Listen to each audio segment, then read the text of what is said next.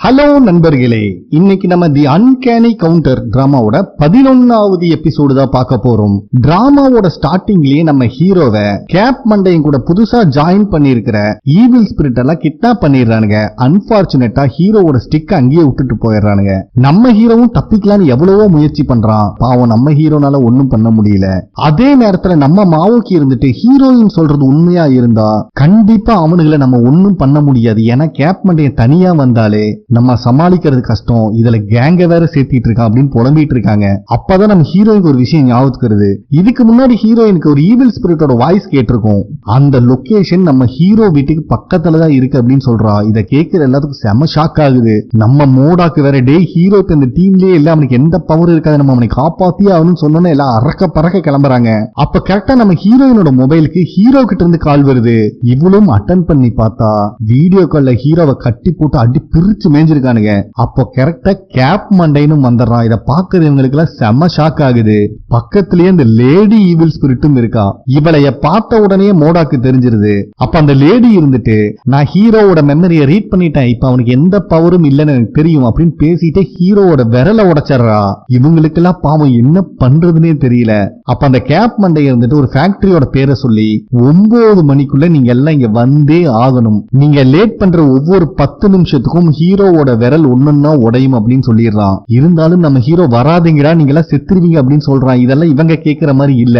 So இவங்களும் அந்த ஃபேக்டரிக்கு போறதுக்கு தயாராகிறாங்க. அப்ப மோடாக்கு இருந்துட்டு ஈவில் ஸ்பிரிட்னால மெமரி ரீட் பண்ண முடியுமான்னு கேக்குறான். அதுக்கு ஹீரோயின் இருந்துட்டு எனக்கும் தெரியாது, இன்கேஸ் ரீட் பண்ண முடிஞ்சிருந்தா நம்ம எல்லாத்துக்கிட்ட என்னென்ன பவர் இருக்கு, நம்ம எல்லாரும் என்னென்ன பண்ணுவோங்கிறது எல்லா விஷயமும் அவங்களுக்கு தெரியும் அப்படின்னு சொல்லிடுறா. பட் இவங்களுக்கும் வேற வழி இல்ல, அவங்க கையில ஹீரோ இருக்கான், போயே ஆகணும். அதனால இவங்களும் கிளம்பி போறாங்க. அதே டைம்ல நம்ம கேப் மண்டிய ஹீரோவை அநியாயத்துக்கு அடிச்சு டார்ச்சர் பண்ணிட்டு இருக்கான். அப்ப அவன் டீம்ல இருக்கிற ஒருத்தன் வேட்டைக்காரன் டீம் வந்துட்டாங்க அப்படிங்கிற இன்ஃபர்மேஷனையும் கொடுக்கறான். நம்ம ஆளுகளும் அந்த ஃபேக்டரிக்கு முன்னாடி தான் நின்னுட்டு இருக்காங்க. அப்ப மோடாக்கு இருந்துட்டு இந்த டீம்ல மொத்தம் 2 லெவல் 3 ஈவில் ஸ்பிரிட் இருக்கு அப்படின்னு சொல்றான். அப்ப ஹீரோயின் இருந்துட்டு இப்ப நம்மளை நோட்டா விட்டுட்டு போனவன் லெவல் 2 ஈவில் ஸ்பிரிட் அப்படின்னு சொல்றான். அதனால மோடாக்கு என்ன ஆனாலும் சரி யாருமே பிரிஞ்சு போக கூடாது, என் பின்னாடிதான் நிக்கிறீங்க, என்ன நடந்தாலும் என்னை தாண்டி தான் உங்களை தொடணும் அப்படின்னு சொல்லிட்டு தான் எல்லாரும் உள்ளேயே என்டர் ஆகுறாங்க. சோ இவங்களும் ஒவ்வொரு இடமா செக் பண்ணிட்டு வரும்போது ஒரு கட்டத்துல மாவோக்கிய மட்டும் தனியா கொத்தா தூக்கிடுறானுங்க. டோரும் லாக் ஆயிருது. நம்ம மாவோக்கி வேற டேய் ஆள் ரொம்ப பல்கா இருக்காண்டா, என்னால அடிக்க முடியாது அப்படின்னு புலம்பிட்டு இருக்காங்க. அதுக்குள்ளயும் நம்ம ஹீரோயினுக்கு அவங்க ஹீரோவை கொடுமைப்படுத்திட்டு இருக்கிற விஷயம் வருது. சோ உள்ள இருக்கிற மாவோக்கியும் ஃபர்ஸ்ட் போய் ஹீரோவை காப்பாத்த சொல்லிடுறாங்க. ஏன்னா இப்ப ஹீரோ கிட்ட எந்த பவரும் கிடையாது. அதனால இவங்க 2 பேரும் ஹீரோவை காப்பாத்துறதுக்காக அங்க இருந்து கிளம்பிடுறாங்க. அதே நேரத்துல அந்த லேடி ஈவில் ஸ்பிரிட் இவனுங்க 2 பேருக்கு இன்ஸ்ட்ரக்ஷன் கொடுக்கறா. ஏன்னா இந்த டீம்லயே ஹீலர் வந்து நம்ம மாவோக்கி தான். இவங்களை ஃபர்ஸ்ட் லாக் பண்ணிட்டா மத்தவங்களை ஹீல் பண்ண முடியாது. நம்ம மாவோக்கியும் எவ்வளவோ போராடுறாங்க. ஆனா 2 பேர் நார கிழிச்சிட்டு இருக்கானுங்க மாவோக்கிய. அதே நேரத்துல மோடாக்கும் ஹீரோயினும் அங்க வந்துடுறாங்க. சோ இந்த கும்பல் ஆஃப் ஊர்காஸ் அங்கேயே தான் வெயிட் பண்ணிட்டு இருக்காங்க இவங்களுக்காக. சண்டையும் ஸ்டார்ட் ஆகுது. நம்ம ஹீரோயினுக்கு ஈக்குவலா ஈடு கொடுத்துட்டு இருக்கா அந்த லேடி ஈவில் ஸ்பிரிட். அதே நேரத்துல மோடாக்கு மத்த 2 பேர்த்த நார கிழிச்சிட்டு இருக்கான். ஆனா 2 பேரா இருக்கிறதுனால ஒரு கட்டத்துல மோடாக்குனாலையும் சமாளிக்க முடியல. இருந்தாலும் 2 பேரும் ஒன்னா நின்னுக்கிட்டு யாரையும் நெருங்க விடாம மெயின்டைன் பண்ணிட்டு இருக்காங்க. அதே டைம்ல மாவோக்கி 2 விக்கெட்ல 1 விக்கெட்டை கழட்டிடுறாங்க. ஆனா பிக் ஷோ மாதிரி இருக்கிற இவங்கனால எதுவும் பண்ண முடியல. அவன் புடிச்சு கிழிச்சு தொங்க விட்டுறான். ஒரு கட்டத்துல தூக்கியும் வீசிடுறான். இதனால ஆஃப்டர் லைஃப்ல மாவோக்கி கூட கனெக்ட் ஆயிருக்கிறவர் அன்கான்சியஸ் ஆயிடுறாரு. இதை பாக்குற வீகனுக்கு செம ஷாக் ஆகுது. அதே நேரத்துல மோடாக்கும் ஹீரோயினும் இவங்களால முடிஞ்ச அளவுக்கு இந்த 3 பேர்த்தை எவ்வளவு கிழிக்கணுமோ அவ்வளவு கிழிச்சு தொங்க விட்டுறாங்க. இதுல கடுப்பான கேப் மண்டைய அவன் டீம்ல இருக்கிற லெவல் 1 ஈவில் ஸ்பிரிட் அவனே கொன்னுட்டு அந்த சோலையும் அவனே எடுத்துக்கிறான். பைபிள்ல இன்னும் பவர்ஃபுல் ஆயிட்டான். வந்தவன் அசால்ட்டா மோடாக்கு தூக்கி வீசிடுறான். இதை பாக்குற எல்லாத்துக்கும் செம ஷாக் ஆகுது. ஆனா நம்ம ஹீரோயின் கேப் மண்டையனவே லாக் பண்ணிடுறா. அதுக்குள்ளயும் லேடி ஈவில் ஸ்பிரிட் வந்தனால கேப் மண்டையை தப்பிச்சான். இதையெல்லாம் பாக்குற நம்ம ஹீரோ கதறிட்டு இருக்கான் பாவம். அப்ப கரெக்டா ஹீரோ பக்கத்துல இறந்து கிடந்தவனோட உடம்புல இருந்து பிளாக் கலர்ல ஸ்மோக் வருது. அப்பதான் மோடாக் சொன்ன விஷயம் ஹீரோ ஞாபகத்துக்கு வருது. ப்ளூ கலர்ல ஸ்மோக் வந்தா அது அவங்களோட லைஃப், அதே பிளாக் கலர்ல ஸ்மோக் வந்தா அது ஈவில் ஸ்பிரிட். அதே மாதிரி கிரீன் கலர்ல ஸ்மோக் வரும். அந்த ஸ்பிரிட்டை தான் ஆஃப்டர் ஆஃப்டர் லைஃப்ல நம்ம சமன் பண்ணணும் அப்படின்னு சொல்லியிருப்பாரு. சோ இவனோட பாடியில இருந்து கிரீன் கலர்லயும் ஸ்மோக் வருது. பட் பக்கத்துல நம்ம ஹீரோ இருந்தனால அவன் உடம்புக்குள்ள அந்த கிரீன் ஸ்மோக் போயிருது. அதனால நம்ம ஹீரோ பேசுறது ஆஃப்டர் லைஃப்ல இருக்கிறவங்களுக்கும் கேக்குது. இது வீகனுக்கே செம ஷாக்கு. அதே நேரத்துல இந்த கிரீன் ஸ்மோக்கு சொந்தக்காரியோட உடம்பும் அந்த ஆஃப்டர் லைஃப்க்கு வந்துருது. அதுக்குள்ளே நம்ம மோடாக்கு கேப் மண்டையை பிடிச்சி காட்டுன்னு காட்டிட்டு இருக்கான். ஹீரோயினும் லேடி ஈவில் ஸ்பிரிட் கூட சண்டை போட்டுட்டு இருக்கா. வீகன் இருந்துட்டு நம்ம ஹீரோ கிட்ட நீதான் இவனை சமன் பண்ணி அப்படின்னு கேட்டா அவனுக்கு என்ன நடந்துச்சுன்னே தெரியல. தயவு செஞ்சு என்னோட உடம்புக்குள்ள வந்துருங்க, இங்க இருக்கிற எல்லாரும் செத்துருவாங்க அப்படின்னு கதறிட்டு இருக்கான் நம்ம ஹீரோ. அங்க வீகனுக்குமே என்ன நடக்குதுன்னு தெரியல. இருக்கிற இடமே சேஞ்ச் ஆகுது. ஒரு கட்டத்துல வீகன் உடம்புல இருந்து ஸ்பிரிட் வெளியே வருது. அதே நேரத்துல இங்க இவங்க எல்லாத்தையும் கும்பலா வச்சு பெட்ரோல் ஊத்தி இருக்கிறானுங்க. வீகனோட சோலும் ஹீரோவை தேடி மரணமாசா வந்துட்டு இருக்கு. அதுக்குள்ள இந்த லேடி ஈவில் ஸ்பிரிட் இருந்துட்டு அங்க இருக்கிற 2 பேர்த்தனால இதுக்கு மேல யூஸ்னு சொல்லி அதுக்குள்ளேயே வச்சு லாக் பண்ணிட்டு போயிடுறா.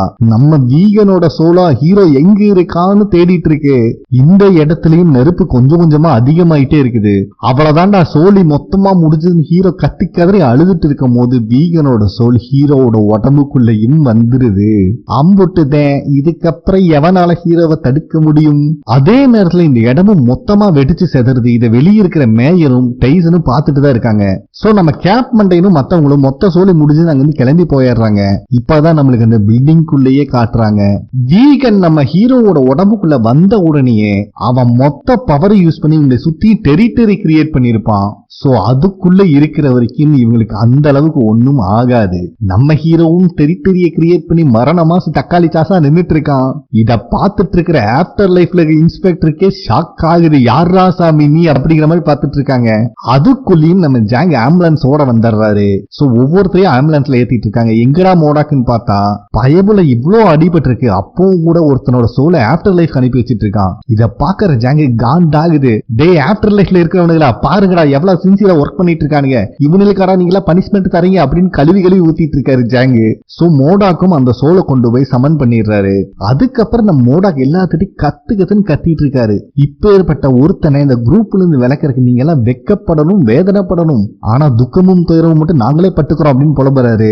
ஆனாலும் அந்த லேடி விட்டு கொடுக்கற மாதிரி இல்ல. ரூல்ஸ் இஸ் ரூல்ஸ் அப்படின்னு பேசிடுறாங்க. ஆட வெண்ணம் அவளை நான் பேசுறது மண்டையில ஏறுதா இல்லையா? அவன் உயிரை பத்தி கொஞ்சம் கூட கவலைப்படாம முதல்ல இருந்து இப்ப வரைக்கும் ரொம்ப சின்சியராகவும் சொல்ல போனா எங்களை விடவே பவர்ஃபுல்லாவும் இருக்கிற ஒருத்தன் அவன் மட்டும்தான் அப்படின்னு சொல்லிடுறான். இது பேசிட்டே இருக்கும்போது மோடாக்கு நடந்த ஆக்சிடென்ட் அவனுக்கு ஞாபகத்துக்கு வருது. அங்க சீனும் கட் ஆகுது. நெக்ஸ்ட் சீன்லயே அங்கிருந்து கிடைச்ச 2 பேத்தையுமே போலீஸ் ஸ்டேஷன் முன்னாடிதான் கட்டி போட்டு போயிருக்கானுங்க நம்ம குரூப். அவனுக்கு கழுத்துல போர்டு வேற மாட்டிருக்கு. நாய் கழுத்துல சங்கிலி மாட்டுற மாதிரி. இந்த மாதிரி என் ஒய்ஃப் ஒருத்தன் கூட அஃபையர்ல இருந்தனால நான் தான் 2 பேத்தையும் கொன்னேன் அப்படின்னு ஒருத்தன் கழுத்துல இருக்கு. இன்னொருத்தன் கழுத்துலயும் அவன் பண்ண மிஸ்டேக் எழுதிருக்காங்க. அப்ப கரெக்டா அங்க வர லேடி டிடெக்டிவ் இத பாத்தறா. சோ அவளுக்கு மோடாக் சொன்ன விஷயம் தான் ஞாபகத்துக்கு வருது. ஏன்னா ஈவில் ஸ்பிரிட்டை ஒன்ஸ் உடம்புல இருந்து வெளியே எடுத்ததுக்கு அப்புறம் தான் இவங்க போலீஸ் ஸ்டேஷன்ல சப்மிட் பண்ணுவாங்க. சோ இப்பத்துக்கு இவனுக்கு நார்மல் ஹியூமன் தான் அப்படிங்கிறது கன்ஃபார்ம் ஆகுது. அதனால அசிஸ்டன்ட் கிட்ட இவங்க 2 பேத்தையும் தொக்க அரெஸ்ட் பண்ண சொல்லிடுறா. இப்ப ஹாஸ்பிட்டல்ல தான் காட்டுறாங்க. மத்தவங்களாவது ஒரு அளவுக்கு ரிகவர் ஆயிருக்காங்க. ஆனா மாவோக்கியோட நிலைமை கொஞ்சம் மோசமா தான் இருக்கு. இத பார்க்கும்போது நம்ம ஹீரோக்கு இதுக்கு முன்னாடி மாவோக்கி ரொம்ப ரிஸ்க் எடுத்து ஹீரோவை சரி பண்ணிருப்பாங்க. அந்த விஷயம் ஞாபகத்துக்கு வருது. ரொம்பவே ஃபீல் பண்றான். அதுக்கப்புறம் நம்ம ஹீரோயின் தான் ஜாங் கிட்ட ஒரு முக்கியமான விஷயத்த சொல்றா. ஆக்சுவலா இந்த சண்டை போடும் போது கேப் மண்டைன்னு ஒரு கட்டத்தை லாக் பண்ணிருப்பா. அப்ப அவனோட மெமரியும் ரீட் பண்ணிருப்பா. சோ அதுலதான் இவளுக்கு கேப் மண்டை பின்னாடி மேயர் தான் இருக்காருங்கிற விஷயம் தெரிய வந்திருக்கும். இதுல நம்ம ஜாங் செம காண்டாகிறாரு. இவனுகளெல்லாம் பாலிடிக்ஸ் விட்டோம்னா நாடே நக்கிட்டு போக வேண்டியதுதான். கூடிய சீக்கிரம் மேயருக்கும் டைசனுக்கும் நம்ம முற்றுப்புள்ளி வச்சே ஆகணும் அப்படின்னு சொல்லிடுறாரு. நம்ம மாவோக்கி பாவம் இன்னும் அன்கான்சியஸ்ல இருக்காங்க. அதனால மாவோக்கி கூட ஆஃப்டர் லைஃப்ல கனெக்ட் ஆயிருக்கிறவரும் அன்கான்சியஸா தான் இருக்காரு. மோடாக்கு ஆக்சிடென்ட் நடக்கிறதுக்கு முன்னாடி இந்த மெமரிஸ் எல்லாம் கொஞ்சம் கொஞ்சமா ஞாபகத்துக்கு வர மாதிரி காட்டுறாங்க. இதுல மோடாக்கே சரியான ஷாக்கு. நம்ம மேயரும் டைசனும் தான் உட்காந்து பேசிட்டு இருக்காங்க. ஆக்சுவலா இந்த கும்பலை காலி பண்ணிட்டோம் அப்படிங்கிற சந்தோஷத்துல இருக்காங்க. அப்போ மேயர் இருந்துட்டு தயவு செஞ்சு இந்த வேஸ்ட் வாட்டர் எல்லாம் தனியா லைன் கொடுத்துக்கோ, இதுக்கப்புறம் பேரை கெடுத்த உன் ட்ரௌசரை கிழிச்சு விட்டுருவோம் அப்படின்னு சொல்லிடுறாரு. அதெல்லாம் நான் பாத்துக்கிறேன் பாஸ், நீங்க கவலைப்படாதீங்க, இருந்த ஒரே பிரச்சனையும் முடிச்சது இல்ல அப்படின்னு சொல்லிட்டு இருக்கான். பட் மேயர் இருந்துட்டு இதுக்கப்புறம் பண்ண வேண்டிய ஒரு முக்கியமான வேலை இருக்குன்னு சொல்றாரு. டைசனும் நல்லா யோசிச்சு பார்த்துட்டு புரியுது, அந்த லேடி டிடெக்டிவ் தானே வச்சுக்கலாம் அப்படிங்கிற மாதிரி சொல்றான். சோ அடுத்த டார்கெட் லேடி டிடெக்டிவ். மேயரோட ஆபீஸ்ல செக்ரட்டரி காரி இருந்துட்டு ஒரு பெரிய லிஸ்ட கொடுக்குறா. இதுல இருக்கிற எல்லா அசம்பிளி மேனும் உங்களுக்கு சப்போர்ட் பண்ணி நம்ம கேம்ப்ல ஜாயின் பண்ணணும்னு ஆசைப்படுறாங்க அப்படின்னு சொல்றா. இதை கேட்கிற மேயர் செம்ம சந்தோஷமா இருக்கு. பயபுள்ளைக்கு இப்பவே பிரசிடென்ட் ஆன மாதிரி நினைப்பு வந்துருது. நம்ம கேப் மண்டையன் அவனோட லாக்கர்ல இருந்து பேக் எடுத்துட்டு ரூமுக்கு வந்து பார்த்தா அவனோட ரூம்குள்ள இருந்து லேடி ஈவில் ஸ்பிரிட் வரா. இதை பாக்குறவனுக்கு காண்டாகுது. அட நான் ஒண்ணும் பண்றடா, உன் துணியை தான் எடுக்க போன அப்படிங்கிற மாதிரி சொல்லிடுறான். இவனும் போய் அவன் பேக் செக் பண்ணா அந்த வாய்ஸ் ரெக்கார்டர் டிவைஸ் அங்கதான் இருக்கு. சோ இவ இதை கேட்டிருப்பான்னு நினைச்சு அவளை லாக் பண்றான். டே நான் அதெல்லாம் ஒன்னும் கேட்க கிடையாது, துணி மட்டும் தான் எடுத்தேன்னு சொன்னதுக்கு அப்புறம் தான் அவளை பாவம் பார்த்து விடுறான். அது மட்டும் இல்லாம ஒழுங்கா பாஸ்போர்ட்டுக்கு ஒரு போட்டோ கூட நம்ம அப்ராட் போயே ஆகணும் அப்படின்னு சொல்றான். ஆனா இதுல இவளுக்கு இஷ்டம் இல்ல. கடுப்பான கேப் பண்ணி கத்திரிக்கோள் எடுத்தீங்க பாரு, ஒழுங்கு மரியாதை என் கூட வந்துரு, இல்லன்னா இங்கேயே உன்னோட கதையை முடிச்சிருவேன் அப்படின்னு சொல்லிட்டு அந்த கத்திரிக்கோளையும் கொடுத்துறான் ஹேர் கட் பண்ண சொல்லி. இவளுக்கு காண்டாகுது. இருந்தாலும் என்ன பண்ண முடியும், ஏன்னா இவளும் வாண்டட் லிஸ்ட்ல இப்ப இருக்கா. அப்ப இவ கேப் மண்டைங்கிட்ட ஏன்டா நம்ம போயிட்டு ரிட்டர்ன் வரும்போது இவன் பிரசிடென்ட் ஆயிருப்பான்டா, அந்த வாய்ஸ் ரெக்கார்டர்லாம் வச்சு ஒன்னும் பண்ண முடியும் அப்படின்னு சொன்னா இவன் பவர் யூஸ் பண்ணி டோரை க்ளோஸ் பண்ணி விட்டுறான். நம்ம வீகன் ஹீரோவை கான்டாக்ட் பண்ணி இன்ஸ்பெக்டர் உன்னை பார்க்கணுமாமா உடனே வந்துரு அப்படின்னு சொல்றாங்க. அடுத்த சீன்லயே பயபிள் ஆஃப்டர் லைஃப்ல தான் இருக்கான். அங்க நம்ம ஹீரோ மட்டும் இல்ல, இந்த கமிட்டியை சேர்ந்த மொத்த மெம்பர்ஸ் இருக்காங்க. பயபிள் செம்ம நர்வஸா இருக்கான். அப்ப நம்ம இன்ஸ்பெக்டர் இருந்துட்டு ஹீரோவோட ஐடி நம்பர் 1543 சொல்லி மறுபடியும் இவன் கவுண்டர் குரூப்ல ஜாயின் பண்ணிட்டான் அப்படிங்கிற ஆர்டரையும் போடுறாங்க. இதை கேட்கிற ஹீரோல இருந்து மத்த எல்லாத்துக்கும் செம்ம ஹாப்பி. வீகனுக்கு இப்பதான் ஹீரோ மேல ஃபுல் ட்ரஸ்டே வந்திருக்கு. சோ இவங்க பேசிட்டே இருக்கும் போது மாவோக்கி கூட ஆஃப்டர் லைஃப்ல கனெக்ட் ஆயிருந்தவரோட பாடி கொஞ்சம் கொஞ்சமா மறைஞ்சிட்டு இருக்கு அப்படிங்கிற நியூஸ் வருது. இதை கேட்கும் போது ஹீரோக்கு புரிஞ்சிருது பிரசன்ட்ல மாவோக்கி செத்துட்டு இருக்காங்க அப்படின்னு. இவனும் ஹாஸ்பிட்டலுக்கு வந்து பார்த்தா மாவோக்கிக்கு ஃபர்ஸ்ட் எய்ட் பண்ணிட்டு இருக்காங்க. பேச்சு மூச்சே இல்ல அவங்களுக்கு. இத பாக்குற எல்லாரும் கதறிட்டு இருக்காங்க. பாவம் இப்பதான் 7 வருஷத்துக்கு முன்னாடி என்ன நடந்துச்சுன்னு காட்டுறாங்க. நம்ம மாவோக்கி கோமால இருக்கும் போது அவங்க சொல் நடந்த சம்பவத்தை நினைச்சு வீட்டுல ஃபீல் பண்ணிட்டு இருக்கு. அப்ப அங்க வர வீகன் இருந்துட்டு மாவோக்கியோட பேரை சொல்லி கூப்பிடுறாங்க. நம்ம மாவோக்கி ஆச்சரியமா போயிருது. என்ன எல்லாம் பேரை சொல்லி கூப்பிட்டு பல வருஷம் ஆச்சுமா, எல்லாரும் சூஹோவோட அம்மா தான் சொல்லுவாங்க அப்படிங்கிற மாதிரி சொல்றாங்க. இப்பதான் அந்த போட்டோவையும் நம்மளுக்கு காட்டுறாங்க. மாவோக்கி கூட ஆஃப்டர் லைஃப்ல கனெக்ட் ஆயிருக்கிறவர் தான் உண்மையாலுமே மாவோக்கியோட பையன். இவங்க லைஃப்ல நடந்த ஒரு விபத்துல இவங்க பையன் அந்த ரிவர்லயே இறந்துடுறாரு. மாவோக்கி மட்டும்தான் அதுல தப்பிச்சிருக்காங்க. அதை நினைச்சு இப்ப ஃபீல் பண்ணி ரொம்பவே அழுதுட்டு இருக்காங்க. அதே நேரத்துல பிரசன்ட்ல நம்ம மாவோக்கிக்கு பல்ஸ் கொஞ்சம் கொஞ்சமா டவுன் ஆயிட்டு இருக்கு. எலக்ட்ரிக் ஷாக் எல்லாம் கொடுக்குறாங்க. இத பாக்குறல கதறிட்டு இருக்காங்க. நம்ம மாவோக்கியோட மைண்ட்ல ஒரே ஒரு விஷயம் தான் இருக்கு. ஆல்ரெடி இந்த ஆக்சிடென்ட்ல நான் உன்னை மிஸ் பண்ணிட்டேன், கண்டிப்பா இப்ப நான் உன்னை மிஸ் பண்ண மாட்டேன், ஏன்னா மாவோக்கி இறந்தா அவங்க பையனும் இறந்துருவாரு அப்படின்னு சொல்லிக்கிட்டே ரிவர்ல மிஸ் பண்ண அவங்க பையன் கூட திருப்பி சேர்ற மாதிரி நம்மளுக்கு காட்டுறாங்க. சோ மாவோக்கிக்கு சுய நினைவு வந்துருச்சு.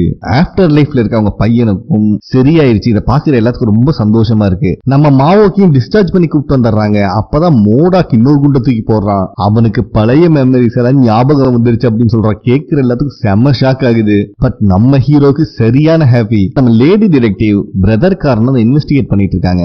உனக்கும் பிரதருக்கும் உண்டான கான்வர்சேஷன் ஃபுல்லாவே நாங்க எடுத்துட்டோம். அது மட்டும் இல்லாம ஒரு ட்ரக்கை வச்சு மோடாக்கையும் கூட இருந்த 3 பேத்தையும் கொலை பண்ண முயற்சி பண்ணிருக்கேன். இதுக்கு என்னடா பதில் சொல்ல போறேன்னு கேட்டா பிரதர்காரன் வாயவே துறக்கிற மாதிரி இல்ல. இத போலீஸ் சீஃபும் பார்த்துட்டு தான் இருக்காரு. என்ன பண்றதுன்னே புரியாம லேடி டிடெக்டிவ் ஃபுல் அப்செட்ல வெளியே வரா. அப்ப அவளோட அசிஸ்டன்ட் காரர் இருந்துட்டு பிரதர்கார போன்ல இருந்து சம்பவம் நடந்த அன்னைக்கு இன்னும் 3 பேத்துக்கு கால் போயிருக்கு, அத ஃபுல் டீடைல் நான் எடுத்துட்டேன் அப்படின்னு ஒரு கவரை கொடுக்குறான். அதை ஓபன் பண்ணி பாக்குற லேடி டிடெக்டிவ் செம்ம ஷாக் ஆகுறான். தம்பி யாரு கேட்டாலும் நீ என்கிட்ட ஃபேக்கான நேம் கொடுத்து அதோட நிறுத்திக்கோ, உன் உயிருக்கே ஆபத்தாயிரும். இருந்தாலும் நீ பண்ணது ரொம்ப ரொம்ப ரொம்ப சூப்பர் ஒர்க் அப்படின்னு பாராட்டிட்டு திருப்பி இன்வெஸ்டிகேட் பண்ற ரூம்குள்ள வரா. வந்தவ கேமரா லைன் ஆஃப் பண்ணி விட்டுறா. இத பாக்குற சீஃப்க்கு என்ன நடக்குதுன்னே புரியல. பிரதர்காரங்கிட்ட கிடைச்ச போட்டோ எல்லாம் எடுத்து காட்டுறா. சோ ஃபைனலா நீயே மேயரு டெய்சன் உன் தம்பி எல்லாருமே கூட்டு கலவானீங்க. இதுல அந்த கேப் மண்டையன் வர புதுசா சேர்த்தி இருக்கீங்க. சரி ஒழுங்கு மரியாதையே உண்மையை சொல்லிடு. உன் பேர்ல மொத்தம் 18 பேங்க் அக்கௌண்ட் இருக்கு, எல்லாத்தையும் நான் ஃப்ரீஸ் பண்ணிட்டேன். இவ்வளவு இன்ஃபுளுன்ஸ் பண்ற அளவுக்கு சர்க்கிள் வச்சுட்டு இப்ப வரைக்கும் ஏன்டா உனக்கு ஒரு லாயர் கூட அவங்க அப்பாயின்மெண்ட்ல அப்படிங்கிற மாதிரி அவனை தூண்டி விடுறா. அது மட்டும் இல்லாம நீ தப்பிக்கவே முடியாது, ஒழுங்க மரியாதை உண்மையை சொல்லிடு அப்படின்னு மிரட்டும் போது பிரதர்காரன் உண்மையை சொன்னா எனக்கு என்ன கிடைக்கும் அப்படின்னு கேட்கிறான். அங்க சீன் கட் ஆகுது. நடந்த விஷயத்த போலீஸ் சீஃப் டைசன் கிட்ட வந்து சொல்றாரு. அவனுக்கு செம்ம காண்டாகுது. ஏன்னா இதுக்கு மேல ஃபண்டிங் எல்லாம் எப்படி வரும்னே அவங்களுக்கு புரியல. ஏன்டா இதுக்குதான் நீ போலீஸ் டிபார்ட்மெண்ட் இருக்கியா? இந்த ஒரு சின்ன விஷயம் விஷயம் கூட உன்னால முடிக்க முடியாதான்னு போலீஸ் சீஃபையே அவமானப்படுத்துறான் டைசன். அது மட்டும் இல்லாம போலீஸ் சீஃபை ரொம்ப ஹார்ஷா ஹேண்டில் பண்றான். இதுல அவருக்கு செம்ம காண்டாகுது. ஆனா எதுவும் பேசல. மகனை ஞாபகம் வச்சுக்கோ, நாங்கெல்லாம் இருந்தனாலதான் நீ இப்ப சீஃபாவே இருக்க.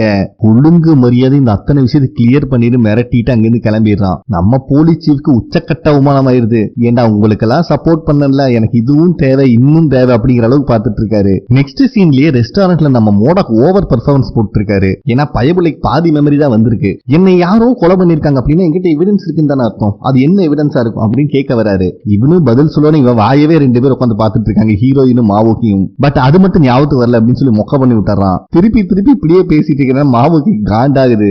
டே ஒண்ணு முழுசா மெமரி ஞாபகம் வந்தா சொல்லு, இல்ல தயவு செஞ்சு உனக்குள்ளேயாவது பேசி என்னை உயிரெடுக்காது அப்படின்னு சொல்லிடுறாங்க. அப்பதான் நம்ம ஹீரோயின் இருந்துட்டு நீ கேப் மண்டே கூட சண்டை போட ஆரம்பிச்சதுக்கு அப்புறம் தானே மெமரிஸ் வந்துச்சு.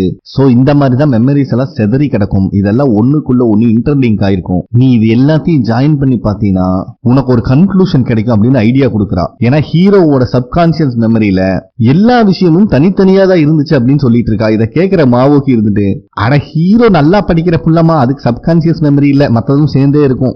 இவன் முட்டா பையன், இவனுக்கு ஒண்ணுமே இருக்காது அப்படின்னு சொல்லி மொக்க பண்ணி விட்டுறாங்க. இதுல மோடாக்கு செம காண்டாகுது. அதனால ஹீரோயினை தொட்டு பார்த்து மெமரி எல்லாம் ரீட் பண்றதுக்கு பெர்மிஷனும் கொடுத்துறான். சோ நம்ம ஹீரோயினும் மோடாக்கோட மெமரி ரீட் பண்ணிட்டு இருக்கும்போது நம்ம ஜாங் வேற உள்ள வந்துடுறாரு. என்ன நடந்துட்டு இருக்குன்னு அவருக்கும் புரியல பாவம். ஒரு வழியா நம்ம ஹீரோயினும் மோடாக்கோட மெமரி ரீகால் பண்ண ஆரம்பிக்கிறா. அதுல நம்ம மோடாக்கு ஒரு ரெஸ்டாரண்ட் உட்காந்து சாப்பிட்டுட்டு இருக்கும் போது நம்ம ஹீரோவோட அப்பா வந்து பேசுறாரு. அப்பா அவங்க 2 பேத்துக்கு அறிமுகம் இல்ல. அவர் இருந்துட்டு நிம்மோட கேஸ நீ தானே ஹேண்டில் பண்ணிட்டு இருக்க, நானும் ஒரு டிடெக்டிவ் தான், நான் மேயரோட கேஸை ஹேண்டில் பண்ணிட்டு இருக்கேன். அப்போ நிம்ம பத்தின சில எவிடன்ஸ் கிடைச்சது அப்படின்னு சொல்லி தான் விசிட்டிங் கார்டே கொடுத்திருக்காரு. இதுதான் இவங்க 2 பேருக்கு ஃபர்ஸ்ட் அறிமுகம். அடுத்த சீன்லயே மோடாக்கு மேயரோட கட்சி ஆபீஸ் தான் போயிருக்காரு. அங்க இருக்கிற லேடி கிட்ட ஒரு கார் நம்பர் சொல்லி அதோட டீடைல் கேட்டா நாங்கெல்லாம் பிஸியா இருக்கோம் வெளியே போங்க அப்படின்னு சொல்லிடுறாங்க. அப்ப அங்க இருக்க ஒரு லேடியை பத்தி நீ நிம்மோட ஃப்ரெண்டு தானே அப்படிங்கிற மாதிரி சொல்றாரு. பட் அந்த ஃபேஸை நம்மளுக்கு காட்டல. அப்ப கரெக்டா மோடா கிட்ட போலீஸ் சீஃப் வந்துட்டு தேவையில்லாத விஷயம் தலையிட்டு இருக்காதா, எலெக்ஷன் வர வரப்போகுதுன்னு வார்ன் பண்றாரு. அதெல்லாம் கேட்கிற மாதிரி இல்ல. அப்ப மோடாக்கு ஒரு கால் வருது. அதுல பேசுறவ எனக்கு நிம்ம நல்லா தெரியும், அவ மர்டருக்கான எவிடன்ஸும் எங்கிட்ட இருக்கு அப்படின்னு சொல்றா. சோ மோடாக்கோட போன்ல இருக்கிற நம்பரையும் இவங்க சொல்ல ஜாங் நோட் பண்ணிக்கிறாரு. அப்ப அந்த பொண்ணு வந்துட்டு என்னோட சேஃப்டிக்கு மட்டும் எனக்கு கேரண்டி கொடுங்க அப்படின்னு கேக்குறா. கவலைப்படாதமா நான் உன்னை பாத்துக்குவேன் அப்படின்னு சொல்லிட்டு இருக்கும் போதே போலீஸ் சீஃப் யாருன்னு வாய கிளறிட்டு இருக்கான். பட் மோடாக் எதுவுமே சொல்லல. நெக்ஸ்ட் சீன்லயே மோடாக்க கொலை பண்ண முயற்சி பண்ணிருக்காங்க. ஆனா இந்த பக்கிய கையில சாகக்கூடாதுன்னு அவனே மேல இருந்து குதிச்சிருப்பான். சோ இப்ப மோடாக்கு எல்லா மெமரியும் ஞாபகத்துக்கு வந்துருச்சு. இதை பத்தி பேசிட்டே இருக்கும்போது ஹீரோவும் அங்க வந்துடுறான். இன்னது நிஜமாலுமே மெமரி வந்துருச்சா அப்படின்னு கேட்கும் போது ஆமாடா எல்லாமே ஞாபகத்துக்கு வந்துருச்சு, உங்க அப்பாவையும் நான் பார்த்தேன் அப்படின்னு சொல்றான். இதை கேட்கிற ஹீரோக்கு செம்ம சந்தோஷமா இருக்கு. அதுக்கப்புறம் மோடாக்கு லேடி டிடெக்டிவ் கால் பண்ணி அந்த ஆக்சிடென்ட் நடந்த அன்னைக்கு நான் ஒரு இன்ஃபார்மர் தான் பார்க்க போனேன், அவங்க நம்பர் இப்ப எங்கிட்ட கண்டுபிடிச்சு சொல்லி எனக்கு எல்லா மெமரி ஞாபகத்துக்கு வந்துருச்சு அப்படின்னு சொல்றான். இதை கேட்கிற லேடி டிடெக்டிவ்க்கு செம்ம ஷாக் ஆகுது. உண்மையாலுமே எல்லாமே ஞாபகத்துக்கு வந்துருச்சு அப்படின்னு கேட்கறா. அப்பதான் இன்னொரு பிளாஷ்பேக்கை காட்டுறாங்க. ஆக்சுவலா மோடாக்கும் லேடி டிடெக்டிவும் செம்ம கியூட் கப்பலா இருந்திருக்காங்க. ஆமா எனக்கு எல்லாமே ஞாபகத்துக்கு வந்துருச்சு அப்படின்னு மோடாக் சொல்லும் போது லேடி டிடெக்டிவ் ஓவர் எமோஷன் ஆகுறா. ஒன்னும் பிரச்சனை, நம்ம டைரக்டா மீட் பண்ண வேண்டியது இருக்கு, நிறைய பேசணும் அப்படின்னு சொல்லிடுறான். சோ மோடாக் ஒரு பக்கம் லேடி டிடெக்டிவ் மீட் பண்றதுக்காக ரெடி ஆயிட்டு இருக்கான். அவளும் மோடாக மீட் பண்றதுக்காக வந்துட்டு இருக்கா. நம்மால் செம சந்தோஷமா வந்து லேடி டிடெக்டிவோட கார்ல பார்த்தா அவளை ஷூட் பண்ணி இருக்காங்க. முகம் ஃபுல்லா ரத்தமா இருக்கு, அன்கான்சியஸ்ல இருக்கா. இத பாக்குற மோடாக் நொந்து போயிடுறான். இந்த இடத்துல இந்த எபிசோடையும் கம்ப்ளீட் பண்றாங்க. ஓகே ஃப்ரெண்ட்ஸ், கண்டிப்பா உங்களுக்கு பிடிச்சிருக்கு நம்புறேன். ப்ளீஸ் லைக் பண்ணுங்க, சப்ஸ்கிரைப் பண்ணுங்க, கமெண்ட் பண்ணுங்க. நெக்ஸ்ட் எபிசோட மீட் பண்ணலாம். நன்றி.